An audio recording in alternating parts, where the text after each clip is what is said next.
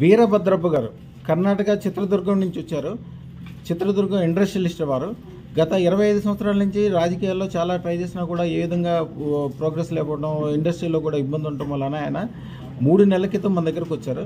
3 నెలల క్రితం వచ్చినప్పుడు వారికి కొద్దిగా ఆ ఇబ్బందుల గురించి చెప్తే దానికి ఏం చేయాలో చేసి వారికి ఇవ్వాల్సిన అదృష్టం ఇచ్చాము.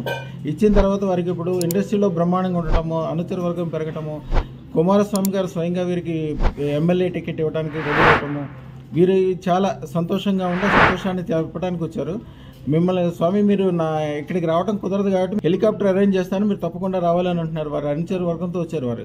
వారిని అడిగి ఏం జరిగింది, ఎట్లా జరిగిందో అడుగుదాం. అయ్యా, ఎన్ని రోజుల క్రితం వచ్చారు మీరు? 3 నెలలు అయింది సార్ ఇక్కడ వచ్చి. 3 నెలల ముందు వచ్చి నీ తన ప్రాబ్లం అంతా చెప్పినామమ్మ. ఆ ప్రాబ్లం తర్వాత ఫస్ట్ కాంగ్రెస్లో ఉన్నాను. కాంగ్రెస్లో అనుకూలం లేదు. ఈ రింగ్ పట్టుకున్న తర్వాత వేరే పక్షంకి వచ్చినాను. వాళ్ళు మా లీడర్తో అడిసినాను. వాళ్ళు వచ్చి అంతా నాతకు వచ్చినారు. లీడర్ అంతా మా పక్షం రండి, మా మేమన్న పైన మాట్లాడి మీకు టికెట్ ఇప్పిస్తామంట.